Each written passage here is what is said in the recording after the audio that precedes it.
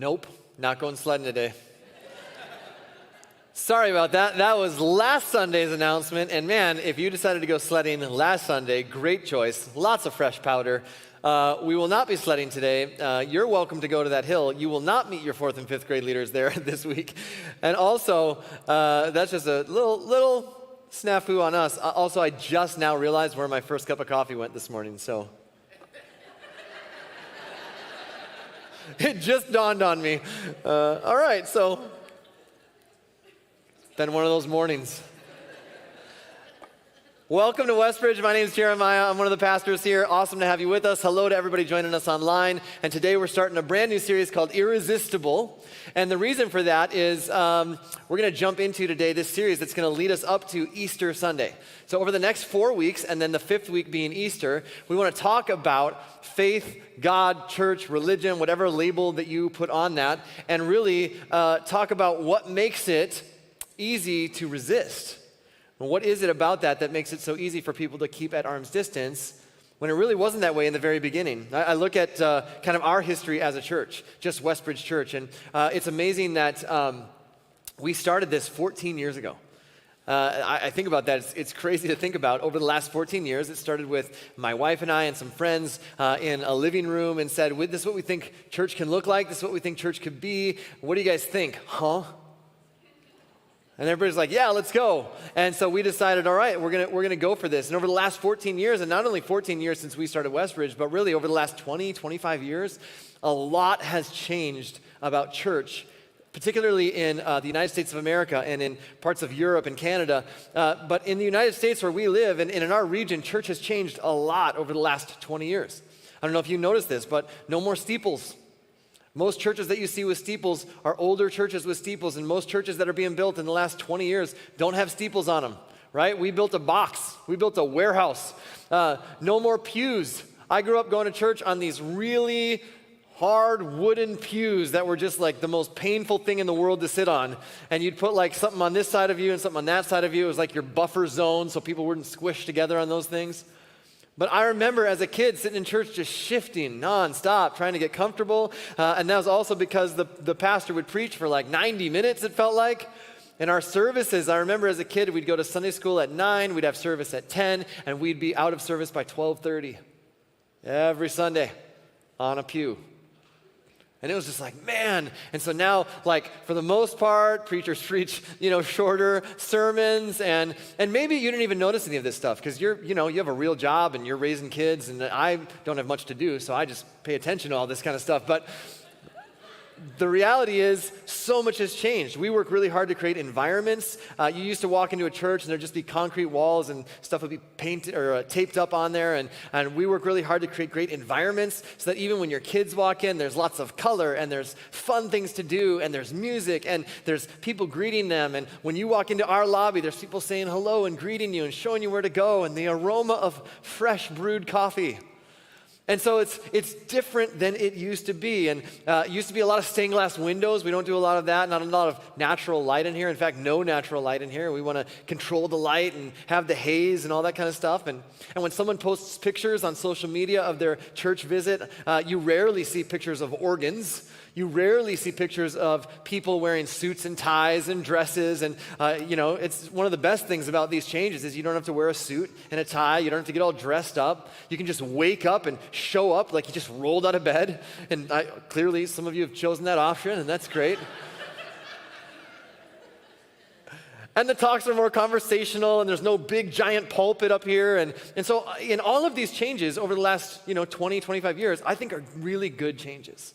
I think they're really, really good. And so not that there's nothing wrong with steeples and there's nothing wrong with organs and suits and pulpits and all that stuff. But I think sometimes those things unintentionally become hurdles or barriers to people who genuinely want to explore faith in God. And they want to know what God is like.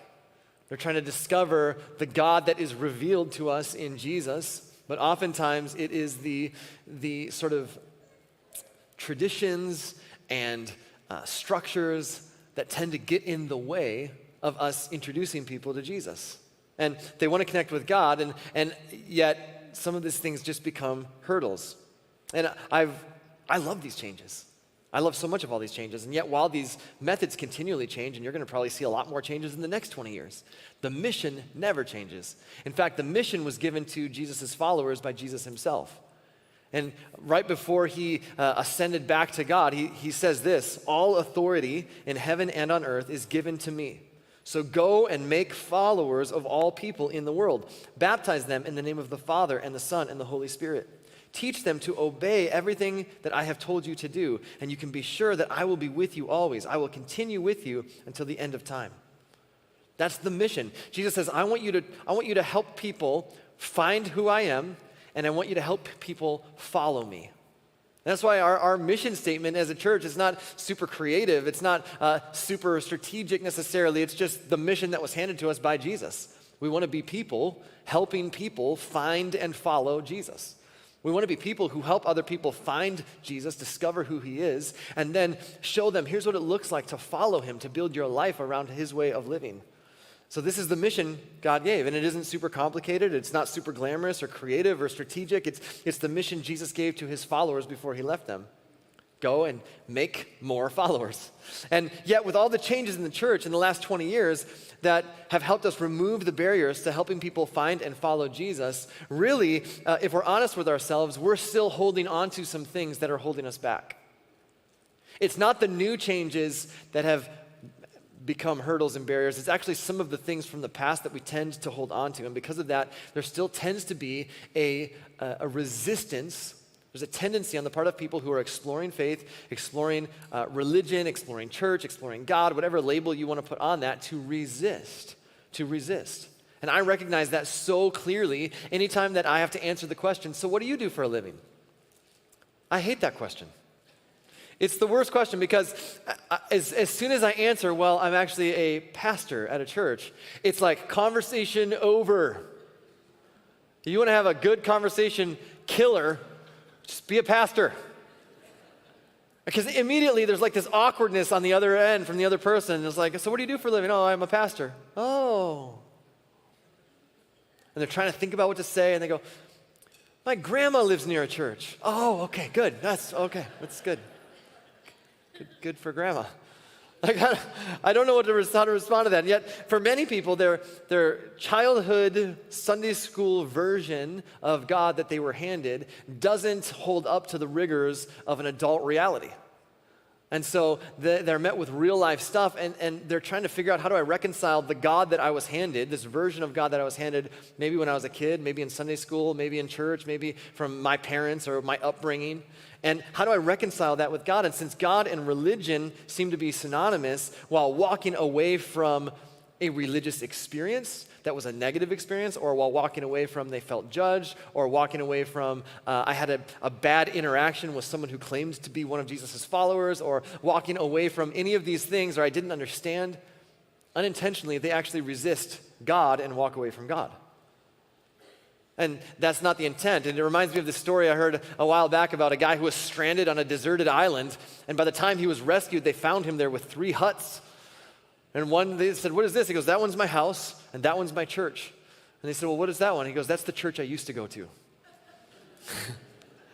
And the reality is, sometimes people resist a bad experience. They resist an interaction that they've had. They resist all of these other things. And if you're checking out church today, or you're watching later online because somebody sent you this link, and you're like, what is this? I'll check it out. And someone maybe invited you today, and maybe you have a tendency to resist church, or you have a tendency to keep God at arm's distance. You have a tendency to resist faith or religion or whatever label you want to put on it. Here's what we're going to discover together through this series over the next few weeks. Most of the things that you resist about church are things that the church should resist about itself. Most of the things that you push away are things the church actually should push away. They're things that we should resist. Now think about it from the perspective of someone who isn't a part of a church, and they're on the outside kind of looking at us going, okay, what is this? What is a church? What are these church people? From their perspective, the church is basically a community of people who follow the teachings of a man sent from God to show us about God and clear the way to God. What is there to resist about that? That should be pretty irresistible. And you don't have to agree with it and you don't have to like it, but what is there to dislike or to resist about that? And on top of that, this is a community of people who are trying their best to follow the teaching of a man who was sent from God to show what God is like and to clear the way to God. And his number one command, his number one guiding ethic, his number one way of behavior was love. Applied in different contexts. Love God, love others, and then he would even say, love your enemies. Love the people who are difficult to love. Love the people who couldn't be more different than you. Love, love, love. Now, what is there to resist about that? Why would anybody push that away? And the only thing people should resist when it comes to church is the fact that they just don't believe in Jesus. They just don't think Jesus is who he says he is, or our loyalty to Jesus. And for the first 300 years, that's exactly what happened when the church was first established. They were persecuted by the Roman Empire. And it wasn't because people felt judged by them, and it wasn't because people felt weird around them, and it wasn't because they made people uncomfortable and other people felt like they were on the outside looking in, and it wasn't because they mistreated people, and it had nothing to do with any of that. It was because this was a group of people in the Roman Empire who believed Jesus is Lord, Jesus is King. And as politely and as kindly as we can say it, and as community-minded as we are, we believe Jesus is King. So we can't say Caesar is King or Caesar is Lord because we believe Jesus is Lord. And in an empire like the Roman Empire where Caesar claims to be God and where he's the king, that doesn't play very well. And that is why in the first few hundred years, people who were followers of Jesus were persecuted. But that was it. That was the only thing they resisted about them. They didn't resist their message. They didn't resist the idea of who they were. They simply resisted the fact that they believed Jesus was Lord. And anyone who embraces the teachings of Jesus, when you read and discover who Jesus is and what he taught and what he modeled, anyone who embraces the teachings of Jesus, regardless of what you think about Jesus himself, if you embrace what he taught, here's what you'll discover. It will make your life better, and it will make you better at life. Who doesn't want to make their life better, and who doesn't want to get better at life? I would say that's all of us. And rarely, when I hear people, I've never heard someone say, the reason that I don't belong to a church is because Christians are too loyal to Jesus. I've never heard that. I've never heard someone say, you guys just believe Jesus is Lord, and I don't believe that, and I can't get on board with that. I've never heard someone say that. And I've heard all kinds of stories about how people have left the church and deconstruction stories about how they've deconstructed their faith, and a lot of it has to do with how they were treated. I never hear stories about the problem people have with Jesus. They always have stories with, I have a problem with how I was treated. I felt judged. I felt I lived a certain way and I felt like I didn't fit in. I felt like I was on the outside looking in. There was all this language that they used in church, this church language. Sometimes it's referred to as Christianese. It's like its own language. And if you're a Christian, if you're a Jesus person, like you seem to know the language, but if you're not, it's like they're speaking a different language. And I felt like I was on the outside looking in. I didn't understand. But have you ever stopped to wonder why that dynamic exists? When you read the Bible and you discover who Jesus is, Jesus, we find, was really irresistible. People found him difficult to resist because people who were nothing like Jesus really liked Jesus. And he liked them back. And he was really difficult to resist. And so what happened?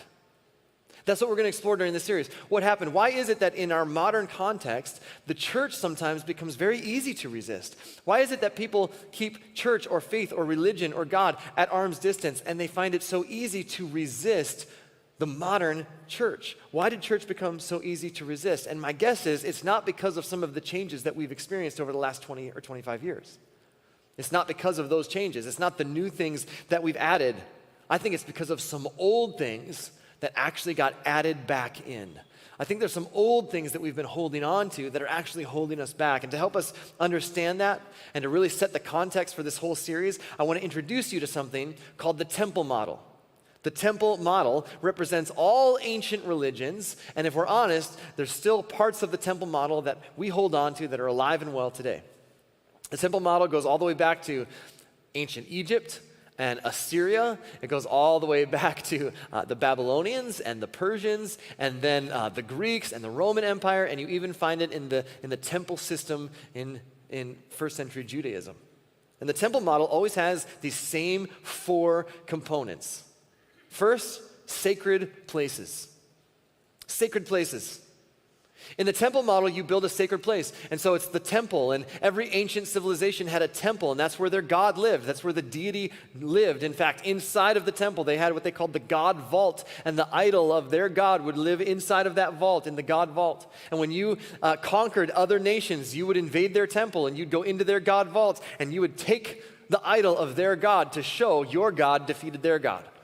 And so there's this temple model is you got to start with the temple. You got to start with a sacred place. And whether you call it a temple or a synagogue or a mosque or a kingdom hall or a church or whatever you call it, you have to build the sacred place. And the goal is to create and build a sacred place. This is the place where God lives. He's in this area. And this is where we go to interact with our God. It's the sacred place. It's the holy place. And then on top of that, you have this second component, sacred texts, sacred writings. Right? And inside the sacred place, you have sacred texts. And they're housed inside the sacred place, and they're oracles or they're inscriptions or they're writings of some kind. And the sacred texts are then always controlled by and interpreted by and read by, number 3, sacred men. So inside of the holy place, you've got the holy writings, the holy texts, the sacred texts, and then you have sacred men that are entrusted with, I'm the only one who can read it. I'm the sacred man, I can read it, and you have to do what I say. And I'm gonna tell you, you're not educated enough. God speaks to me, and I'll tell you what God says, and then you could go and do it, and that way you can avoid God's anger towards you. And then you always have this fourth component, sincere followers. Sincere followers. In fact, you could probably substitute a number of different adjectives in front of that. You could maybe say superstitious followers, or scared followers, or maybe even scarred followers. Because the followers genuinely believe, and they got to do their best to do whatever the holy person, the sacred man says to do based on the sacred text and the sacred space. And if you don't do what the sacred man says, then God will judge you. God will punish you. They may even threaten you with hell. And if you go to certain regions of the world that are less developed, what you're going to find is the most powerful person in that community, in that village, is the witch doctor. Because he's a sacred man, and he's got a sacred text, and he's got a sacred space. And it doesn't have to be that big of a space, just a few well-placed skulls. And that's the man who can either heal you or curse your enemies. And so you do whatever the holy man says to do, whatever the sacred man says to do, because when you do that, then you'll be in his good graces, you'll be in his favor, and he'll bless you, heal you, curse your enemies. And then on the other end of the spectrum, in certain Middle Eastern countries, we have the same thing. In certain places where they have sacred place, sacred buildings with sacred writings and sacred texts and sacred holy men, who tell them, interpret those texts, and they ask people to do things, to commit acts of violence that we think are horrendous and we think are an affront to God. But in their minds, they're simply being consistent with what they're being asked to do by their sacred men, interpreting sacred texts in a sacred place. And it leads to things that we go, violence, and it hurts people. And yet in so many ways, if we think about it, the temple model is still very much alive in so many places. And the problem with the temple model, the problem with having sacred place, sacred text, sacred men, and sincere followers is that it creates this a hierarchy where the sacred men have all the power, and the goal is to simply protect the sacredness of what they've built. And the mission of Jesus was very simple. Go into all the world and make more followers, make disciples, teach them everything that I've taught you. Show them what it looks like to follow me.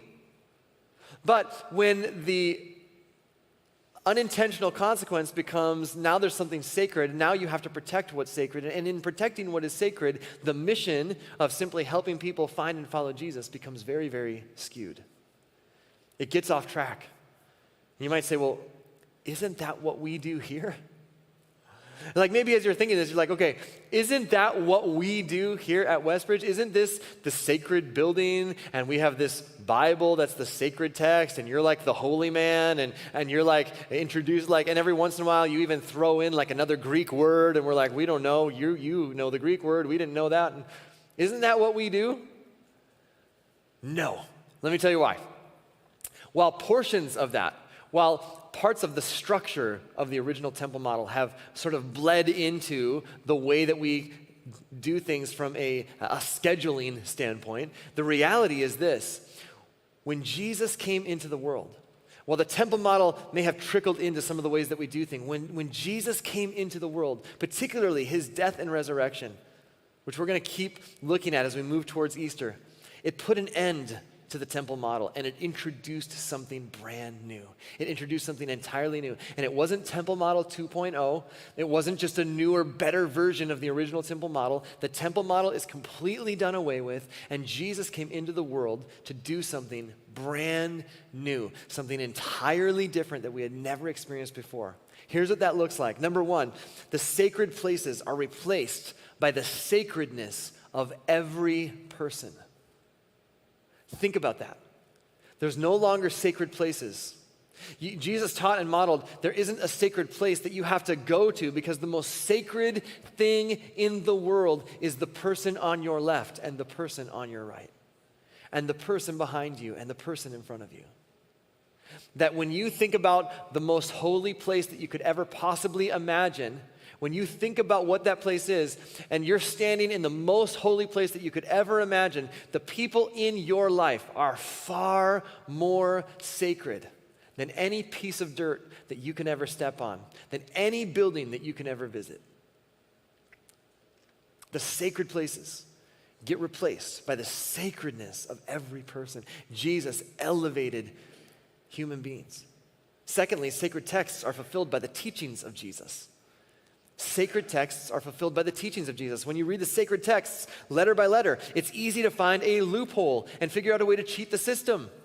And this is exactly what people were doing when Jesus came into the world. The religious experts found loopholes so that they could be less loving. And Jesus comes along and he says, okay, you've heard this, but I say this. You've heard it's a sin to commit adultery, but I'm telling you, if you even look at a woman with lust in your heart, you've already committed adultery. And they went, uh-oh. He says, you know, the law says it's a sin to murder, but I'm telling you, if you have hatred in your heart towards your brother, you've already committed murder. And they went, uh-oh. And Jesus said things like, you love your friends. And that's great because everybody loves people who love them. But I'm telling you, love your enemies. Pray for the people who hurt you and persecute you. Because in that way, you're acting as true children of your Father in heaven.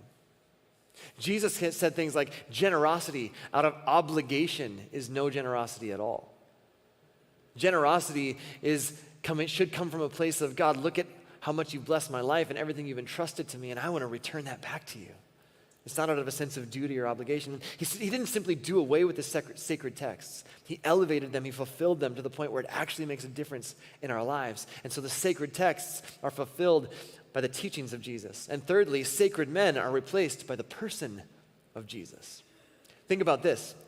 In the temple model, the sacred men would make a sacrifice on behalf of the people to atone for their sins. And so you would bring a sacrifice. You'd bring an animal of some kind. You'd bring an incense of some kind. And then you'd give it to the sacred man, the holy man, and they would make a sacrifice on your behalf to atone for your sins. And you'd have to do that every so often. And when Jesus died on the cross and he rose again, he intentionally became the final sacrifice in a system that he himself acknowledged did nothing to make us closer to God. All it did was feed our insecurity about where we stood with God. And so Jesus entered into that system and became the final sacrifice to put an end to that system. Do you see how absolutely revolutionary the message of Jesus is? It's not a better version of the temple model.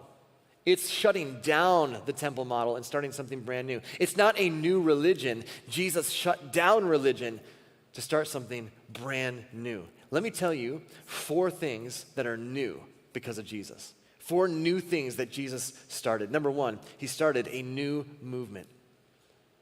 A new movement. In chapter 16 in Matthew, Jesus is talking with his followers. And he asked them, who do people say that I am?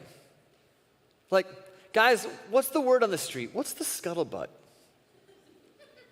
What's the rumor mill? What are people saying? And they say, well, some people think that you're John the Baptist, come back from the dead. Some people believe that you're Elijah. Some people believe that you're the prophet Jeremiah or some other Old Testament prophet who has been dead for hundreds of years but has come back to life. That's kind of what people are saying. That's the word on the street, Jesus. And then Jesus says, okay, who do you say that I am? And Peter speaks up and he goes, I say that you are the Messiah, the Son of the living God.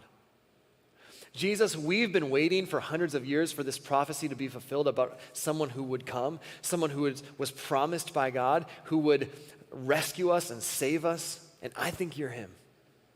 And Jesus responds to Simon and he says, Simon Peter, you're right. You're absolutely right, but you didn't come up with that on your own. That was revealed to you by God. And then Jesus says this in verse 18, now I say to you that you are Peter, and upon this rock being this declaration, this confession that I am the promised one, that I am the Messiah, that I am the Son of the living God. Upon that declaration, I will build my church. Now here's what's interesting. The word church should have never shown up in our English New Testament. We should never have gotten to the word church in our English version because the word that's actually used here by Jesus is a Greek word called ekklesia. And here's what it means. It's used several times throughout the New Testament, and it means a group of people who have gathered together. It's an assembly or a gathering or a congregation. Anywhere that you find people congregating, for any type of reason. It's not a religious reason. It's not for services. Anytime you find people gathering together, forming a large group, an assembly, you have an ekklesia. In fact, it's used by the Apostle Paul later on when he writes about a riot taking place in Ephesus. And he says that a riot broke out, or an ekklesia broke out, a gathering of people, a large group of people congregated together. So he wasn't talking about church services. So the word ekklesia just means a group of people gathered around one idea. And so Jesus is announcing something new. And when he says, I will build my church, what he's saying is, I'm going to build a gathering or a group of people around the idea that I am the Messiah, the Son of the living God. That's what he says. And it's a new movement, and it's available. It's not a sacred place, and it's not a sacred man. It's not a sacred text. It's a new movement, and it's available to anyone and everyone who is willing to gather around that idea that Jesus is the Son of God, that he's doing something brand new. In fact, in the first translation of the English Bible that we have, the word church does not appear. Because William Tyndale, who was the first one who translated the scriptures into English, had the guts and the courage to actually use the word congregation. And so he writes in Matthew 16:18, and upon this rock I will build my congregation, or gathering, or group of people. And William Tyndale was burned at the stake for having the audacity to use that word and interpret it that way. That's incredible. Now, the people who put him to death for using that word were the sacred men who wanted to control everything. And so they used a German word called Kirche, which is where we get our English translation, church. And the word church actually means house of the Lord. In other words, sacred space. It's why, for those of us who grew up speaking English and read from an English New Testament, when we think of church, we think of a place that we go, a building, a place. It's something we attend. It should have never been in our English language. Jesus didn't come to build sacred spaces. He came to put an end to that. Now think about this. Jesus is saying, based on who he is, he's going to build a gathering of people. That means that church is not a place. It's a people. Church is not a building. It's a movement. Church is not a location. It's a gathering. It's an assembly. It's a congregation. It's a group. And so I'm going to ask you to do this. I want you to rethink church. If you're a follower of Jesus, if you've said yes to the grace of Jesus and you're putting your trust in him and you're following him with your life, I am going to beg you to stop attending church. And I'm going to beg you to start being the church. Church is not something we attend. Church is who we are. We are a gathering of people, a congregation of people, a group of people around the idea that Jesus is who he says he is, that he's the Messiah, the Son of the living God, and that we can have life in his name. That's who we are. And so the church is not something that we attend, and the church doesn't exist for followers of Jesus. Followers of Jesus are the church, and we exist for the world. And so rather than attending church, we need to be the church. That's why we didn't build a sacred space. We built a gathering space. I don't know if you've noticed, this is not a sacred space. It's a box. It's a warehouse. It's a heated, cooled box. That's why when you show up here, I love the fact that when you show up here on almost any day of the week, there's something going on and people meeting and people gathering, because we just needed a place for the church to gather. This is just a building. We needed a place for the church to gather, to continue to be the church, to encourage each other and to love each other and to one another, and to bear with one another's burdens and to forgive one another and to love each other and to serve each other and to serve our community. And that is why we built a gathering space, not a sacred space. That's why when we had conversations, we had some TVs in the hallway, in the lobby, and on a Wednesday night for youth ministry, we've got a 9-square setup going on in there and a gaga ball pit in the lobby, and the initial conversation was, won't we break TVs? And I'm like, probably, but I'd rather have life and broken TVs, because it's not a sacred space. We have 4 kids. We have lots of broken things. So many broken things through the last 18 years. I would never want to trade to get some of those things back unbroken for the chaos and wonder and excitement and life and energy that is a family with 4 kids. Because there's life. And everybody knows the life, the joy of having, even in its most chaotic moments, is found in the people that are a part of your family, not in the stuff that becomes unbroken through the years. Because the sacredness is about the people, not the stuff. Church is not a sacred place. It's people.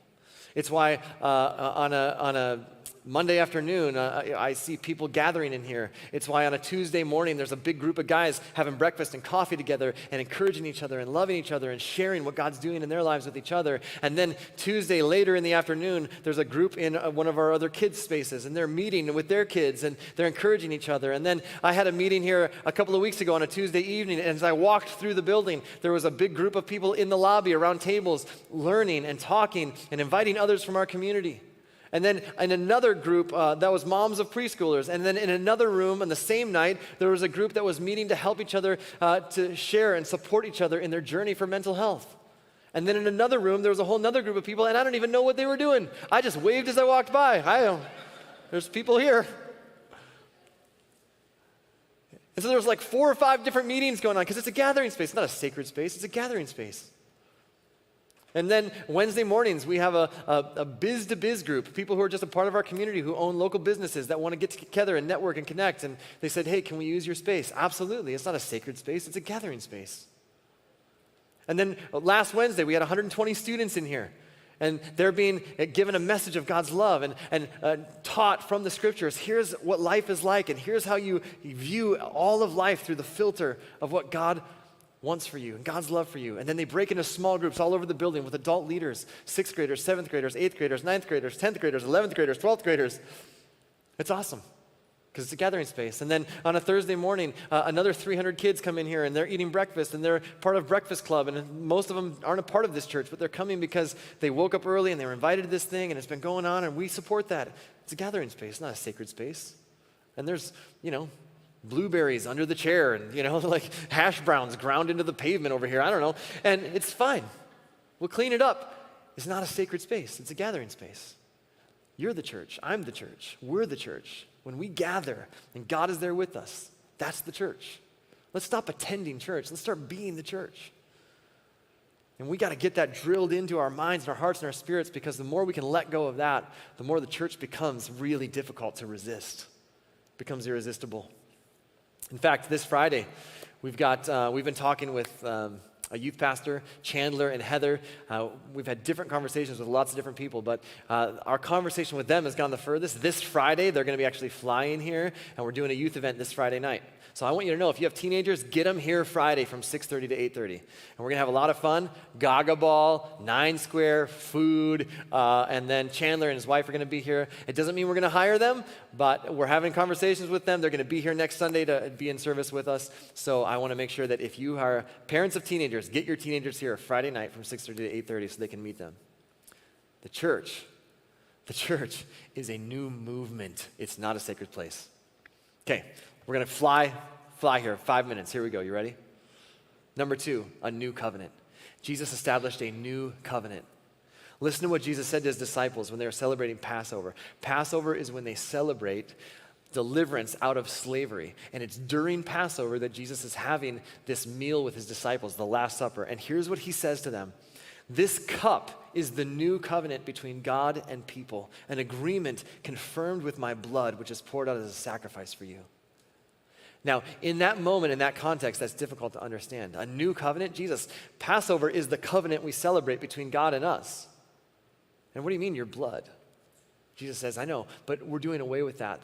That covenant has come to an end, and I'm establishing something new. And it's not like covenant 2.0. It's not like an upgrade, a better version. It's something brand new and sealed in my blood. And then a couple of days later, they stood and they watched him bleed on a Roman cross.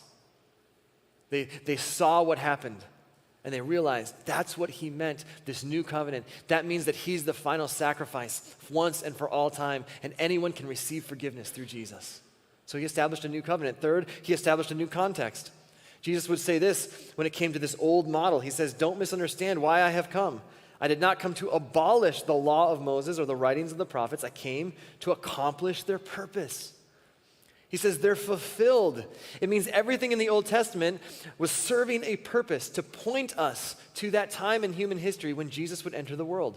It served its purpose, and now it's fulfilled. Who would say that about themselves? Jesus did. He claimed that the entire Old Testament funneled down to him and his life. He said that all of the prophets from the Old Testament and the things that they were prophesying were all prophesying about him. He was saying that all of the events in the Old Testament somehow reflected forward to his arrival. The law, Jesus would say, points to me and ends with me. The Apostle Paul would later write it like this. He said it's like the Old Testament, the Old Covenant, the old laws. That was like a tutor that got us to graduation. And we needed the tutor to get us to graduation, but now that we've graduated, we don't need the tutor anymore.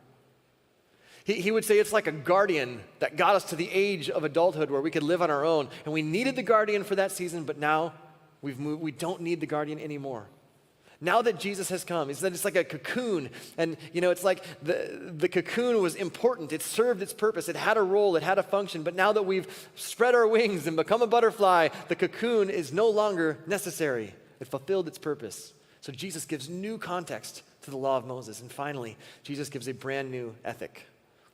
A new ethic. Jesus gathered with his disciples on this Last Supper, and he says this to them. So now I am giving you a new commandment. Love each other. Just as I have loved you, you should love each other. And when he said that, they knew exactly what he meant because of what he had just done. Just before he said that to them, he had taken off his outer garment, his robe, and he had washed their feet. Their dirty, stinky, toe jam-filled feet. These were the same hands that took mud and rubbed it in a blind man's eyes and brought healing. These were the same hands that held Lazarus after he rose from the dead. And now these hands were washing their feet. These hands were doing for them what they were not even willing to do for each other. And in that context, he says, guys, when people are listening to you, you're going to discover that as this Jesus movement continues to grow, that because you were close to me, you're going to discover that people are going to listen to you and you're going to have influence. And it's going to be tempting for you to think that you're something. And it's going to be tempting for you to think that you're the sacred man and that you're the only one that can interpret the sacred texts because you were with me and you got to be the one to Guys, can I just tell you, in that moment, when you start thinking you're one of those sacred people, you get out the towel and you start washing some people's feet. That is what this movement is all about. And then he says this, your love for one another will prove to the world that you're my disciples. In other words, if you will love people the way that I've just modeled for you, the kind of love that says, I am not too high and mighty to get my hands dirty and to wash your feet, if you'll model that kind of love with each other, that's going to be really difficult for the world to resist. That's the kind of love that changes people's hearts and changes people's minds. That's the kind of love when people look at how you treat each other, even when you disagree with each other, but they look and you say, man, those people, they don't agree with each other on every single thing, but look at how they treat each other.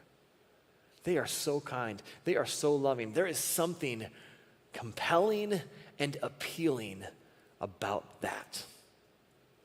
That's what we're supposed to be. That's what the church is. It's a new movement. It's a new covenant between God and man. There's a new context to the law. There's a new ethic, a new behavior. And love is going to replace law keeping. And self-sacrifice will replace animal sacrifice. And the vertical would now be measured by the horizontal. And where I stand with God is now measured by how I treat the people that he's put in my life. Following Jesus is not about how much you know, it is about how well you love. It is less complicated, but far more demanding. It is not about how much you know, it is about how well you love. It is less complicated, it is far more demanding. In the temple model, you can treat people however you want to treat people, and you can find a loophole for your behavior. You can find rituals and rules that need to be protected. You can become arrogant, and you can pass it off as leadership. And you can become greedy and pass it off as blessing, and you can hide in the fine print. But the introduction of Jesus, the arrival of Jesus, introduced something entirely new. And so as we close, I just want to say this. I don't know what you've experienced from previous faith backgrounds, from previous church experiences. I don't know what your previous experience with church has been, and maybe you grew up in a church that was all about protecting its assets and protecting what it had built, or maybe you grew up in a church that had so many rules that you never really knew where you stood with God. And it was more about thou shalt not than God really loves you. Or maybe you grew up in a church where God just seemed angry all the time and you just lived in fear of his wrath. Or maybe you grew up in a church where you didn't understand any of the rules and regulations and the rituals and you just always felt like an outsider. And so you walked away from God because you were walking away from that particular experience. And it wasn't because you had a problem with Jesus. It was because you didn't understand this temple model. Or maybe somebody invited you and you're like, man, this is my first time in church. Or somebody sent you a link and you're watching online later this week and you're like, I'm just exploring what this whole faith thing is. I want to invite you to ditch the temple model. And I want to invite you to follow Jesus. I have fallen in love with the person of Jesus. I've fallen in love with his message of simple, sacrificial love. I've discovered this is the kind of revolutionary love that turns the world upside down, and I want to invite you. Ditch the hierarchy and striving and arrogance of the temple model, get rid of it, and I want to invite you into the family of Jesus marked by love. What is there to resist about that? So, when people show up to Westbridge, my hope, my prayer is not that they think how amazing Westbridge is. Such a cool church, so great. I mean, the pastor is so attractive. That's not, here's my hope. My hope is that people say, Jesus captured my attention. I hope that the word Westbridge, which is not even a real word, like it's a made-up word anyways, I hope that the word Westbridge falls out of their vocabulary and falls into the shadows, and that we simply are one more local expression of this gathering, this church, this group of people around this idea of Jesus. I want Jesus to be the hero of the story. May everything that we do point people to him and to his love. So if you're not following Jesus, I want to invite you to start. God's building a family. You're invited. He wants you in it. And if you're not following Jesus, I want to invite you to start, and you can do that by agreeing with a simple prayer in just a second. And I want to invite you to join us for the rest of this series as we lead up to Easter. And if you are a follower of Jesus, I'm going to ask you to do two things. Would you consider sharing this talk with somebody in your life that you know needs to hear it? And secondly, would you consider inviting somebody with you to join you Easter weekend? And we're going to continue this conversation. If you want to follow Jesus, agree with this prayer. Jesus, please forgive my sins. Forgive me for the times that I've walked away from you, and thank you that you never walked away from me. And I pray, make me your son, make me your daughter. Help me to put my trust in you and follow you the best that I know how from this moment on. Thank you for your grace. And God, for each and every one of us, may we not hold on to this temple model. May we embrace the simple, sacrificial love of Jesus. And may we be people who point others to you. We commit our week to you. We pray this in your name. Amen.